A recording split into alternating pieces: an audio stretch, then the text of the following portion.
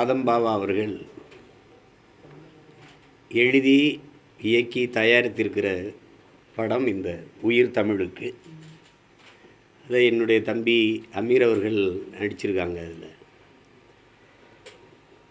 அதாவது அவர் நடிச்சிருக்காரு அப்படின்னு சொல்கிறத விட வாழ்ந்திருக்கார், ரகலை பண்ணியிருக்கார். அப்படி அது ஆரம்பத்தில் நாங்கள் அமைதிப்படை எடுக்கும்போது எங்கள் அண்ணன் சத்யராஜ் அவர் நடிப்பு எப்படி பேசப்பட்டதோ அதே மாதிரி பண்ணியிருக்கான் என் தம்பி. ரெண்டாவது உரையாடல் அவ்வளவு நேர்த்தியாக அவ்வளவு வலிமையாக இருக்குது இந்த படத்துக்கு.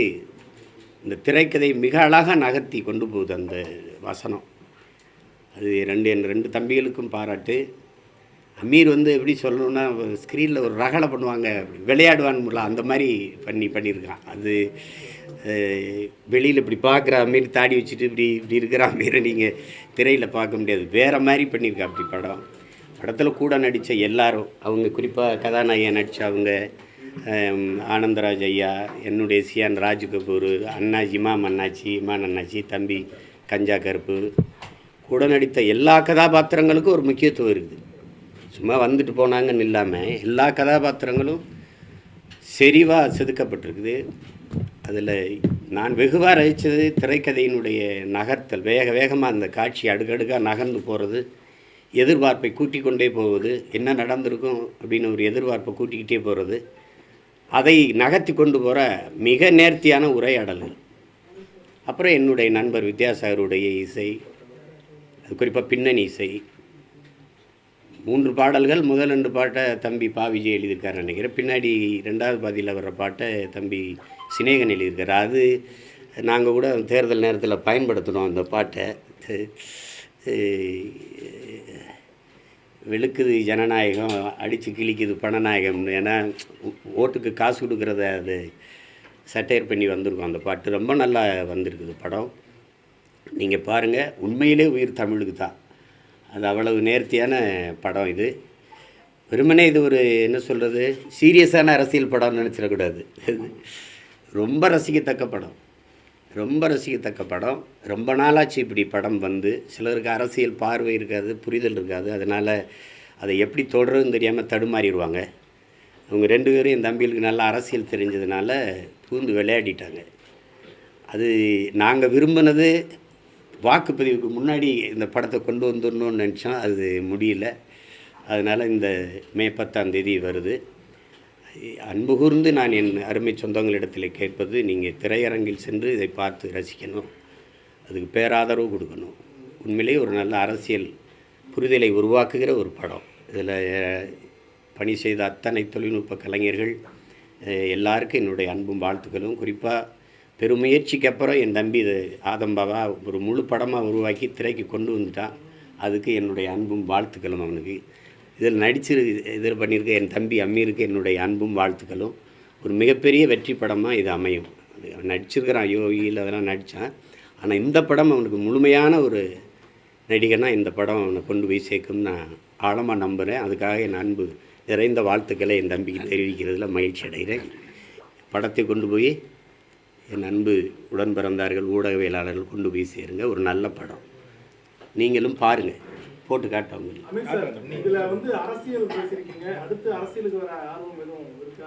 அவர் அரசியலில் தான் இருக்கார். நான் அவர் கூட தான் இருக்கேன். அரசியலில் தான் இருக்கார். தேர்தலில் நிற்கிறதா அரசியல்னு நீங்கள் நினைக்கக்கூடாது. மக்கள் பிரச்சனைக்கு யார் முதல்ல முன்னு நிற்கிறானோ, குரல் கொடுக்குறானோ, அதுவெல்லாம் அரசியல் தான்.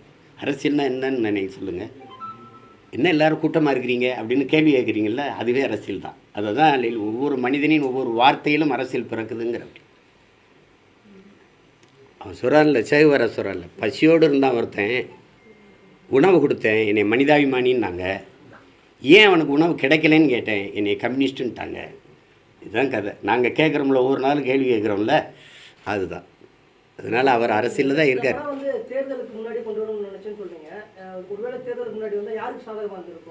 இல்லை, பொதுவாக மக்களுக்குள்ள ஒரு பெரிய விழிப்புணர்வை ஏற்படுத்தியிருக்கோம். அது பொதுவான பார்வை.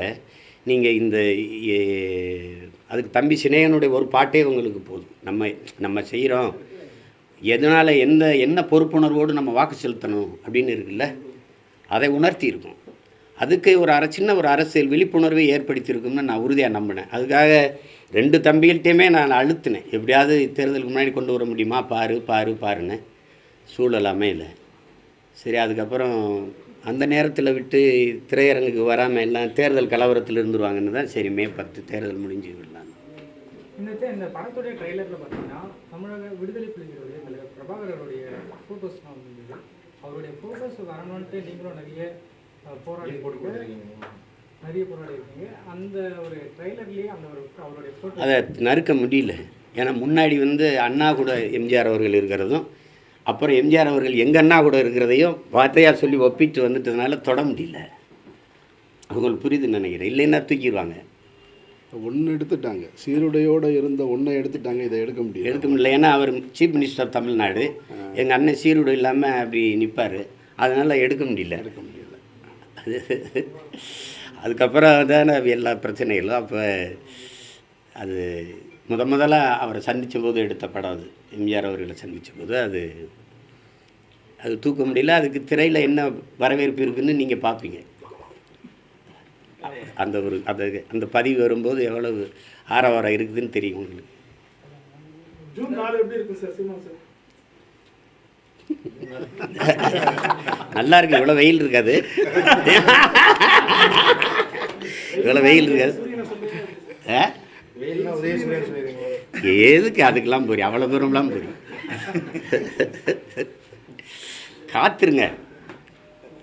காத்துருங்க, கொஞ்சம் பொறுத்துருங்க, காத்துருங்க.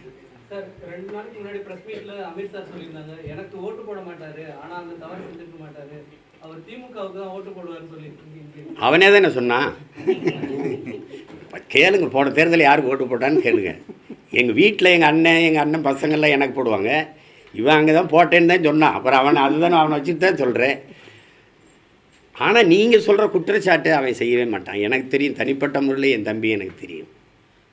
அவன் இரையச்சம் கொண்டவன், உண்மையிலேயே நபிகள் வழியில் நடக்கிறவன். அதனால் அதை செய்யவே மாட்டான். மற்றவங்க செய்கிறதுக்கு நாம் எப்படி பொறுப்பேற்க முடியும்? அதை திரும்ப நான் உங்களுக்கு சொல்கிறேன். இப்போ என் தம்பி படம் தயாரிச்சிருக்கா, இந்த காசு எப்படா சம்பாரிச்சான்னு கேட்டுக்கிட்டு நாங்கள் படம் நடிக்கவோ இயக்கவோ முடியாது. ஒரு தயாரிப்பாளர் வாய்ப்பு கொடுக்குறார், வேலை செய்கிறோம், அவ்வளோதான். ஜூன் 4 வந்து வெயில் வராதுன்றீங்க, ஒருவேளை மழை வந்து பூ ஏதாவது மலர அது தண்ணீரில் மலர வாய்ப்பு இருக்கு, தமிழர்கள் கண்ணீரில் மலர வாய்ப்பு கிடையாது. அது கூட இலை கூட துளிர்க்கும்னு சொன்னாலும் சொல்லுவீங்க போல் இருக்கு. மாம்பழம் பழுப்பு வரிகள் முக்கியமா வந்து இப்போ காரணமா போயிட்டு இருக்கு சார். உங்களுடைய பார்வையில வந்து ஒரு இயக்குனரா நீங்க எப்படி சார் இதை பாக்குறீங்க? 2 பேரும் முக்கியமா இல்லாட்டி 2 பேரும் ஆளுமைகள் இதுல மோதிக்கிட்டு இருக்காங்க. பாடல் யாருக்கு? கல்வியா செல்வமா வீரமாங்கிற கதை மறுபடியும் சரஸ்வதி சபதம் தான் எடுக்கணும். நாங்கள் அப்படி கிடையாது. இசைத்தமிழ் நீ செய்த அறிஞ்சாதனைன்னு இப்போ இருக்கிற மாதிரி தான் அது. இல்லை பாடலா இசையானா ரெண்டுமே முக்கியம்தான். வெறுமனே மெல்லி இசை, வரிகள் இல்லாத இசையும் நம்ம ரசிச்சிருக்கோம். நத்திங் பட் விண்டெல்லாம் நம்ம பார்த்துருக்கோம். இசை இல்லாத சந்த வரிகளை கவிதையாக படிக்கும்போதும் நம்ம ரசிக்கிறோம். அப்போ ரெண்டுமே ஒன்று ஏன் பிரிக்கணும்? மொழி உடல்னால் இசை வந்து உயிர்னு வச்சுக்கிறோங்க, அப்படி வச்சுக்கிறோங்க. ஒரு மூச்சுன்னு வச்சுக்கிறோங்க. அதை போட்டு எதை பிரிச்சுக்கிட்டு இருக்கணும்? 2 அப்பங்கையர்கள் 2 தகப்பங்களுக்குள்ளே இருக்கிற மோதலுக்குள்ளே பிள்ளைகளை கொண்டு இழுத்து விடக்கூடாது. அது தீர்க்கப்பட வேண்டிய பிரச்சனை. அது தீர்க்கப்பட வேண்டிய பிரச்சனை. எங்கள் அப்பா இளையராஜா கேட்குறதுல இருக்கிற நியாயத்தை புரியணும். முதல்ல ஒரு படைப்பாளிங்கிறவருக்கு வந்து அவருக்குன்னு ஒரு படைப்புக்கான அங்கீகாரம் வேணும். இப்போ என் தம்பி வந்து இந்த படத்தை தயாரிச்சிட்டாருன்னா, இந்த படத்தில் இசையமைச்சது, பாட்டு எல்லாத்துக்குமே பொறுப்பு அவர்கிட்ட ஊதியம் வாங்கிட்டாங்க, அதனால் அவருக்கு தான். ஆனால் இப்போ நாங்கள் ஒரு படத்தை வந்து தொலைக்காட்சி கொடுக்குறோன்னு வைங்களேன், ஒரு முறை ஒளிபரப்புறதுக்கு தான் எங்களுக்கு காசு கொடுக்குறாங்க. ஆனால் குறைஞ்சது இப்போ குறிப்பாக என் தம்பி படத்தை எடுத்துக்கிறீங்களேன், எவ்வளோ கொடுத்து வாங்கியிருப்பாங்கன்னு நினைக்கிறீங்க? ஆனால் எத்தனை முறை ஒளிபரப்பப்பட்டிருக்குன்னு நினைப்பீங்க? அப்போ ஒரு முறை ஒரு 10 லட்ச ரூபா கொடுத்து ஒரு படத்தை வாங்கிட்டீங்கன்னா நீங்கள் அதை வாழ்நாள் முழுக்க வச்சுக்கிறீங்க, அந்த உரிமத்தை. அப்போ அந்த ஒவ்வொரு முறையும் முன்னாடியெல்லாம் வானொலியில் ஒரு பாட்டு வந்துச்சுன்னா அந்த ஒரு தடவை ஒளிபரப்புனா அதுக்கான ஒரு ராயல்ட்டின்னு ஒன்று கொடுப்பாங்க. அப்போ ஒரு படைப்பாளிக்கு, அந்த எழுத்தாளருக்கு, அந்த இசையமைப்பாளருக்கு, இந்த தயாரிப்பாளருக்கு ஒரு விழுக்காட்டு அடிப்பில் வச்சுக்கலாம். 60 தயாரிப்பாளருக்கு, மீதி மற்றவங்களுக்கு அந்த வாங்கி வெளியிடுற நிறுவனத்துக்கு ஒரு 60, மீதியில் 40 தயாரிப்பாளர், படைப்பாளிகள் அவங்களுக்கெல்லாம் பிரித்து கொடுக்குறதுங்கிறது ஒரு நியாயமான உரிமை. அதை தான் அவர் கேட்குறாரு. அதை நம்ம புரிந்து கொள்கிற விதத்தில் எல்லாரும் தவறு பண்ணிட்டு, அப்பா இளையராஜா வந்து கவிஞர்களுக்கு கொடுக்காதீங்க, பாடகர்களுக்கு கொடுக்காதீங்கன்னு சொல்ல, எனக்கு அதில் உரிமை இருக்குது, எனக்கு உரியதை கொடுங்கன்னு கேட்குறாரு. அதுதான் அவர் சரிதானே. அது மாற்றம் வருமா சார்? மாற்றம் வராது தம்பி, வர வைக்கணும். தானாய் எல்லாம் மாறும் என்பது பழைய பொய்யடா, தனி உடைமை கொடுமைகள் தீர புரட்சி செய்யடான்னு நம்ம தாத்தா பட்டுக்கோட்டை பாடினது. மாற்றம் வந்து தானாக வராது, மாற்றணும். காந்தி சொல்கிறார்ல, உலகத்தை எப்படிப்பட்ட மாற்றத்தை ஏற்படுத்தி நீ நினைக்கிறியோ அந்த மாற்றத்தை உன்னிலிருந்து தொடங்குன்னு. நான் என்னிலிருந்து தொடங்குறேன், நீங்கள் உங்களிலிருந்து தொடங்குங்க, மண்ணிலிருந்து தானாக தொடங்கும். ஒரு சில மக்கள் வந்து ஹீரோக்களால தான் மாற்றம் வரும், அந்த ஹீரோ பேரை சொல்லலை, காமனாக சொல்கிறாங்க. நாங்கள் மக்கள்கிட்ட கருத்து கணிப்பு கேட்கும் போது அவர் சொன்னக்கூடிய மீனிங் என்னன்னா, இந்த ஹீரோ நான் சூப்பராக பண்ணுவாருன்னு நினச்சிட்டு இருக்கேன். அப்போனா வந்து அரசியல்வாதிங்க இது பண்ண மாட்டாங்களா? ஹீரோவை நம்பிதான் வந்து தமிழ்நாடே இயங்கிட்டு இருக்கான் அப்படின்னு ஒரு கேள்வி வருது. அது மற்ற மாநிலங்கள் இல்லாத ஒரு அளவு கடந்த திரைக்கவர்ச்சி நமக்கு திணிக்கப்பட்டிருக்கு. உங்களுக்கு புரியுதுன்னு நினைக்கிறேன். அளவு கடந்த திரைக்கவர்ச்சி நமக்கிட்ட இருக்குது. இப்போ அருகில் இருக்குது கேரளா, அங்கேயே அரசியல் இருக்குது, மேற்கு வங்கத்தில் இருக்குது, எல்லா மாநிலங்கள்லேயும் இருக்குது, இங்கே கூடுதலாக இருக்குது. இப்போ அந்த ஹீரோ மேலே மக்கள் வைக்கிற நம்பிக்கையை அவர் அப்படி காப்பாற்றிட்டார்னா ரியல் ஹீரோவாக இருந்தவர் ரியல் ஹீரோவாக இருக்க போகிறாரு. ஆனால் எங்களுக்கெல்லாம் ஒரு ரியல் ஹீரோ இன்னும் இருக்கிறாருன்னா எங்கள் ஐயா நல்ல கண்ணவர்கள். இந்த இடத்துல முன்ன ஒரு 10 ஆண்டுகளுக்கு முன்ன வரைக்கும் சொல்லப்பட்டுக்கிட்டு இருந்தது ஹீரோக்கள் வந்து மாற்றத்தை ஏற்படுத்துவாங்கன்னு. நம்மளும் கூட அதில் நம்பிக்கைக்குரிய ஒரு ஆளாக தான் இருந்தோம். ஆனால் கடந்த 10 ஆண்டுகளில் தமிழகத்தில் வந்து தமிழ் தேசிய அரசியலை கொண்டு வந்து எல்லோருக்கும் தமிழ் தேசிய அரசியல் பற்றிய புரிதலையும், மண்ணையும் மலையையும் மரத்தையும் விலங்குகளையும் குருவிகளையும் காக்கை குருவிகளை பற்றி பேசி ஒரு மாற்றத்தை கொண்டு வந்தது அவர் தான். அப்போ அவர் ஹீரோவா? அவர் ஒற்றை மனிதனாக தான் கிட்டத்தட்ட 30 லட்சம் வாக்குகளை பெற்று கொண்டு வந்து மாற்றத்தை ஏற்படுத்தியிருக்கார். அது 30 லட்சம் வந்து அதிகாரத்தை பிடிக்கிற வாக்குகளாக இன்னும் மாறலையே தவிர அவர் மாற்றத்தை தொடங்கிட்டார் 10 வருஷத்துக்கு முன்னாடியே. ஸோ களத்தில் இனி போகிற காலகட்டத்தில் அவர் சொல்கிற மாற்றம் வருமா, ஹீரோக்கள் சொல்கிற மாற்றம் வருமானதை பொறுத்து தானே பார்க்க முடியும். யார் கடைசி வரைக்கும் மக்கள் பக்கத்தில் நிற்கிறாங்கன்றதை வச்சு தானே முடிவெடுக்க முடியும். என் தம்பி சொல்கிறதுல இருக்கிறத நீங்கள் ஆழ்ந்து கவனிக்கணும். தனி மனிதனில் இல்லை மாற்று, முன்வைக்கிற தத்துவத்தில் தான் மாற்று. நீங்கள் எப்பவும் தனி மனிதனை தலைமை இருக்கக்கூடாது. நான் இருப்பேன், போயிடுவேன். ஆனால் நான் முன் வச்ச தத்துவத்தை தான் நீங்கள் தலைமை இருக்கணும். ஏன்னா அது அப்படியே இருக்கும், அது அப்படியே தான் இருக்கும். அப்போ அதை தான் நீங்கள் பார்க்கணும். அவர் என்ன கோட்பாட்டை சொல்கிறாரு, பேசுகிறது அமீர், ஆதம் பாவா, சீமான்னு ஏன் பார்க்குறீங்க? நாங்கள் என்ன கருத்தை எடுத்து வைக்கிறோம்னு பாருங்கள். அதை பாருங்கள். அந்த கருத்து ஆக சிறந்ததாக இருக்குன்னா ஏற்கிறதா எதிர்க்கிறதாங்கிறது அப்புறம் விவாதிங்க. அதுதான் சரியாக இருக்கும். நடிகர் லாரன்ஸ் அவர்கள் இப்போ மாற்றம்ங்கிற ஒரு அமைப்பை தொடங்கியிருக்காங்க. அது ஒரு அரசியலான வாழ்த்துக்கள் முதல் படியாக இருக்கலாமா? இல்லை தம்பி ஆமாம், அதுக்கு இல்லை அது ஒரு வார்த்தையில் இருக்கிற மாற்றம் நாளைக்கு வந்து வாழ்க்கையில் வரும், அது வரலாறாக மாறும். தம்பி லாரன்ஸு செய்யும் போது அவர்கிட்ட ஒரு ஈடுபாடு இருக்குது, சமூக அக்கறை இருக்குது. அதுக்கு நான் எப்போவுமே அவருக்கு வாழ்த்துவேன். மாற்றத்தை தம்பி நிகழ்த்துவதற்கு நாங்கள்லாம் அவருக்கு உறுதுணையாக இருப்போம். அவர் நிறைய செய்கிறாரு, நீங்கள் கவனிப்பீங்கன்னு நினைக்கிறேன். அவர் நிறைய செய்கிறாரு. அப்போ அதை வந்து செய்யும்போது மாற்றம்ங்கிறது இங்கே வெறும் சொல்லல்ல, செயல்னு நாங்கள் திரும்ப திரும்ப சொல்லிகிட்டு இருக்கிறது காரணம் அதுதான். அந்த தம்பி தொடங்கின மாதிரி நீங்களும் உங்களுக்குள்ளே அந்த சிந்தனை வரணும், அவருக்குள்ளே வரணும். அப்படி வரும்போது நிறைய கேள்விகள் பிறக்கணும். கேள்விகள் பிறக்கும்போது தான் பதில் தேடல் வரும். தேடல் வரும்போது தான் ஒரு தெளிவு வரும். அதில் கேட்குறதுக்கே அஞ்சிக்கிட்டு பயந்துக்கிட்டு இருந்தோம்னா கஷ்டமாயிரும். அப்புறம் அந்த மாதிரி இணைந்தால் ஒரு பெரிய மாற்றம் கொண்டு வரலாம். நேற்று நீட்டு தேர்வு எழுதியிருக்காங்க. அதுல மாணவர்களுக்கு வந்து அந்த சீரியல் நம்பர்ல குளறுபடி ஏற்பட்டிருக்கதா பெற்றோர்களும் மாணவர்களும் நேற்று வந்து புகார் கொடுத்துருக்காங்க. எப்படி பாக்குறீங்க? எழுதிட்டு வந்தவங்களே இந்த பிரச்சனை இருக்கு. இதுலேருந்து தெரியுதா நீட்டையே நாங்கள் வேணாம்னு வெறுக்கிறோன்ட்டு? நீட்டை ஆதரித்த பெருமக்கள்கிட்ட தான் நீங்கள் இந்த கேள்வியை கேட்கணும். நான் திரும்ப திரும்ப உங்ககிட்ட கேட்குறேன். போலி மருத்துவர்களை தான் உருவாக்குது. தமிழ்நாட்டில் எத்தனை பேர் மால் ப்ராக்டிஸ் பண்ணி பிடிபட்டாங்கன்னு உங்களுக்கு தெரியும். ஹெட்ஃபோன் வச்சு எழுதுறதுலாம் உங்களுக்கு தெரியும். வட இந்தியாவில் இப்போ கைது பண்ணப்பட்டிருக்காங்க, 50 பேருக்கு மேலே கைது பண்ணப்பட்டிருக்காங்க. அப்போ நீ போலி மருத்துவரை உருவாக்குறியா, தரமான மருத்துவரை உருவாக்குறியா? ஒரு கேள்விக்கு பதில் சொல்லுங்கள் என் உடன் பிறந்தார்களே. இந்திய நாட்டின் மருத்துவ மாணவர்கள், தரமான மருத்துவ மாணவர்களை உருவாக்க அமெரிக்காவில் இருக்கிற ஒரு தனியார் நிறுவனத்திற்கான தேவை என்னன்னு ப்ரோமெட்ரிக்குங்கிற அமெரிக்க நிறுவனத்துக்கு தேவை என்ன? இந்தியாவில் தரமான மருத்துவரை உருவாக்கி கொடுக்க. ஏன் நீ அவன்கிட்ட கொடுக்குற ஒரு தேர்வை கூட ஒரு மாணவனுக்கு நடத்த முடியாது அவனால்? வட இந்தியாவிலலாம் எந்த பெண்ணுக்கு தோடை கழட்டி மூக்கத்தை கழட்டி நீங்கள் பார்த்துருக்கீங்க? ஆனால் என் மாநிலத்தில் மட்டும்தான் தோடு மூக்கத்துக்குள்ளே விட்டு கொண்டு வர முடியும்னு சொல்கிற நீங்கள் இவிஎம் எந்திரத்துக்குள்ளே ஒன்றும் பண்ண முடியாதுன்னு சொல்கிறீங்க. ரெண்டையும் நீங்கள் தான் சொல்கிறீங்க. துப்பட்டாவை கலட்டுறீங்க, உள்ளாடையை கலட்டுறீங்க, தலைமுடியை விரித்து போடுறீங்க. எங்கள் பிள்ளைய தேர்வு எப்படி எழுதும்? என்ன மனநிலையில் நீங்கள் உள்ளே அனுப்புகிறீங்க எங்களை? என்னுடைய பொண்ணு 2 வருஷத்துக்கு முன்னாடி நீட் எழுத போச்சு. நான் அதை எந்த செய்திகள்லையும் சொல்லலை. நீட் எழுத போனப்போ அவள் போட்டிருந்த புர்காவை கலட்ட சொல்லிவிட்டு உள்ளே வர சொன்னாங்க. நீட்டே வேணான்னு சொல்லிவிட்டு அது வீட்டுக்கு வந்துருச்சு.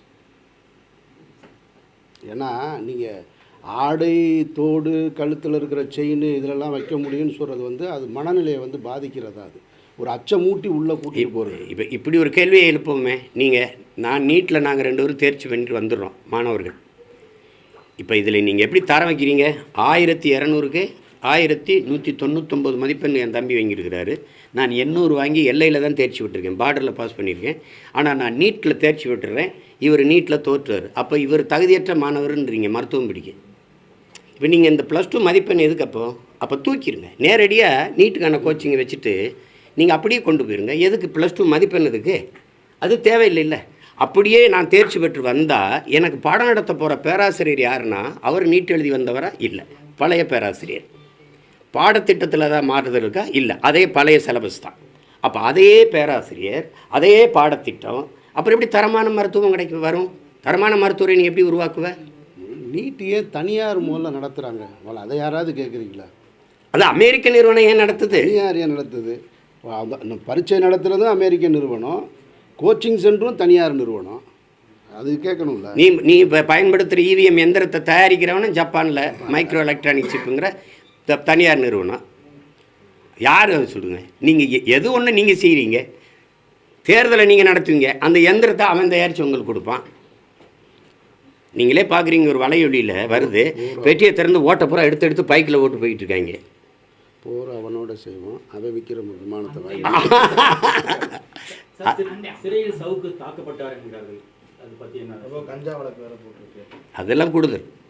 தம்பி வந்து அப்படி பேசியிருக்கக்கூடாது. அவர் கொஞ்சம் பேச சில கருத்துக்களை எடுத்து வைப்பார் அவர். ஆனாலும் மதிப்பிற்குரிய ஏடிஜிபி ஐயா அருண் அவர்களையும் அந்த பெண் காவலர்களையெல்லாம் இணைச்சி பேசியிருக்கூடாது. அதை தவிர்த்திருக்கலாம் தம்பி. அதுக்காக அவர் மேலே கஞ்சா வச்சு எப்படி கஞ்சா வந்தது? இத்தனை நாள் அவர்கிட்ட கஞ்சா இல்லையா? இத்தனை நாள் கஞ்சா இருந்ததா? திடீர்னு வந்துருச்சு அவர்கிட்ட? வச்சது யார்? அந்த அளவு அதிகமாக சொல்கிறாங்க சார். முதல்ல 400 கிராம், நாங்கள் இப்போ 3 கிலோ 30 கிலோ வரைக்கும் கூட வர சரியாக இருக்குது. இப்போ சவுக்கு சங்கருங்கிறத கஞ்சா சங்கர் ஆகிறதுக்கு வேலை நடத்துவாங்க அவங்க. அதெல்லாம் இல்லை. சிறைக்கில் வச்சு அடிக்கிறது, தாக்குறதெல்லாம் அதெல்லாம் ரொம்ப கொடுஞ்செயல். அதெல்லாம் ஆக்சிடென்ட் கூட திட்டமிட்டதாக இருக்கு. அந்த ஆக்சிடென்ட் கூட கூட்டு வரும்போது. ஆமாம். ஒரு ஒரு ஒரு என்ன சொல்லுவாங்கன்னா, அந்த விபத்து இந்த இதெல்லாம் பார்க்கும்போது ஒரு உயிர் பயத்தை கொடுக்குறது. வெளியில் போய் பேசாமல் இருக்கணும், பேசக்கூடாது அப்படின்னு அச்சப்படுத்துறதுக்கான வேலை திட்டங்கள் தான் இது எல்லாம். இந்திய பிரதமர் போலவே தமிழக முதல்வரும் செய்தியாளர்களை சந்திக்காமே இருக்கிறாங்க. அதை எப்படி பார்க்குறீங்க? செய்தியாளர்களை சந்திக்கவே இல்லைன்னு தான் பார்க்குறேன். வேறு எதுவும் நீங்கள் என்ன கேள்வி, நீங்கள் இவ்வளோ கேள்வி கேட்குறீங்க, நாங்கள் பதில் சொல்கிறோம்ல. நீங்கள் எழுப்புகிற கேள்விக்கு பதில் ஏதாவது இருக்குமா? அப்புறம் எப்படி சந்திப்பாங்க? 10 ஆண்டு கால ஆட்சியில் ஒரு சாதனையை கூட சொல்லி, ஒத்த சாதனையை சொல்லி ஓட்டு கேட்க முடியாத பிரதமர் எப்படி பிரஸை மீட் பண்ணுவார்? எப்படி மீட் பண்ணுவார் சொல்லுங்கள்? பணம் செல்லாதுன்னு நீங்கள் அதுக்கு நீங்கள் சொன்ன காரணங்களில் ஏதாவது ஒன்று நடந்திருக்கா? பயங்கரவாதம் ஒழிஞ்சிருச்சு நீங்கள், அப்புறம் எதுக்கு என்ஐஏ ரைடு விட்றீங்க? கருப்பு பணம் ஒழிஞ்சிருவீங்க, அதுக்கப்புறம் இன்கம் டேக்ஸ் ரைடு, இடி ரைடெலாம் ஏன் வருது? எல்லாமே ஃபால்ஸ் கோப்பு, எல்லாமே பொய், பிளாக் மணி. நீங்களே 6250 கோடி நீங்கள் எல்லாம் எங்கெங்கே இடி ரைடு விட்டீங்களோ அந்த நிறுவனத்திட்டெல்லாம் காசு வாங்கியிருக்கீங்க. அப்புறம்